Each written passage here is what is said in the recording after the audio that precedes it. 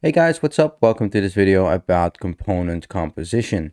So in this video, we will look at composition and how it can prevent prop drilling by composing components together. Um, there are, however, some shortcomings to component composition, but we will get to that at the end of this video. So in the previous video, we took a look at prop drilling. So what we did right there is we passed the state from that was defined in the app component all the way down to the multiplied by 2 component by passing it through calculation overview and multiplied calculations. And this principle is kind of like called prop drilling in React. Now, if we take a look at just this flow specifically, you could say that it's simply, a parent to children, parent to children, parent to children, right? It's really a top-down flow that we use right there to pass the props. Now, with component composition, this is somewhat of the same, but it is different because what we're going to do with component composition is actually wrapping the children in their parents, but do that all inside of that app component. And what we then will do, we will directly pass the state from our app component all the way to our multiplied by 2 component. And as you can see, we are rendering the children also in these 2 parent components. And I will show you in a minute why that is the case. So if I want to implement this for our application, and by the way, if you haven't checked out the previous video, you can find this code, this starter code down below in the description. But yeah, let's get started with implementing this. So what I will do, I will remove the prop for now. And I'm just going to actually create this. So I have the calculation overview component, and then right in there, I will put the multiplied calculations component, and that then will render the multiplied by 2 component. And now I can pass that input value we previously had in the calculation overview. I can pass that directly to the multiplied by 2 component. However, now when I save it and I go to my React app, you can see it will say multiplied number is nan, which stands for not a number. And what we have to do is previously we actually passed the props down. However, this is not necessary anymore, but we do need to use the so-called children prop. And this is something every React component has by default. So what I can say, I can actually change this to children. And now instead of returning that multiplied calculations component, I will directly return the children because we already defined it right here. And I will show you in a minute also what children actually is. So I will save this and I go down to the multiplied calculations, and I will do like the exact same right there. So this will then render the children. And now when I save it, you will see we get our default value as we initialized it in our app component. And now when I start typing right here, it works fine. Now, what is this children prop?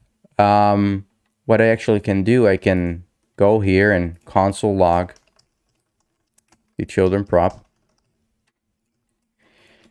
And now you'll see it console logs in our console. And you will see that the children prop has a type of multiplied by 2, which is actually the component that it's wrapping, right? This is the child of the multiplied calculations component.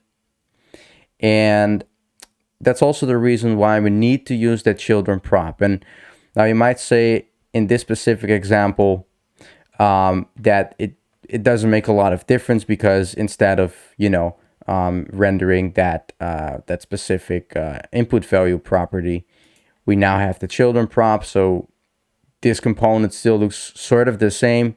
And right here, we have some extra lines of code. The thing is that let's imagine we have to pass 2, 3, or 4 other props to this component. We can then just directly pass it in here, and we don't have to worry anymore about the calculation overview and multiplied calculations and also updating the props right there. We can just leave it as is. The children prop will take care of it, no matter how many components you will pass down to those children. And I think it's good to notice that, this component composition is not like a special feature that React offers, right? It's more like a pattern, because that children prop does not have anything really to do with component composition. This is more something that, people found out that was a very nice way to prevent like prop drilling, as that it could be very prone to errors and could be burdensome, where this is a much easier approach. Now, like I said before, component composition has some shortcomings, and it can be hard to use when you need to nest like a lot of components. You would get like what some people would call the wrapper hell. So let's imagine we have component A, I don't know, just give it some random name. And right here we got like component B, and we got component C, and we got even like one more component D, and so on, right? And let's say then eventually that component D will then render the multiplied by 2 component.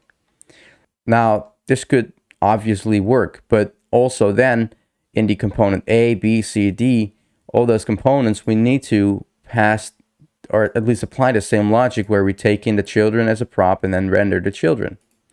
And as soon as you find yourself doing things like this, feeling like, you really have to wrap a lot of components, then, component composition might not be the best case for you. And, the second thing that is kind of similar to the point above is that if the data needs to be accessible by many components at different nesting levels, it can also be pretty difficult to implement component composition. Let's imagine this is like our complete hierarchy of our app with all the, these things representing a component. And now let's imagine that all the components with like the red box in it need to share some state. In that case, we have to do like a lot of these wrappers inside of our application, and that can become very burdensome. So generally speaking, if you find yourself in trouble with component composition, then it might be better to use the context API, which we are going to take a look at in the next video.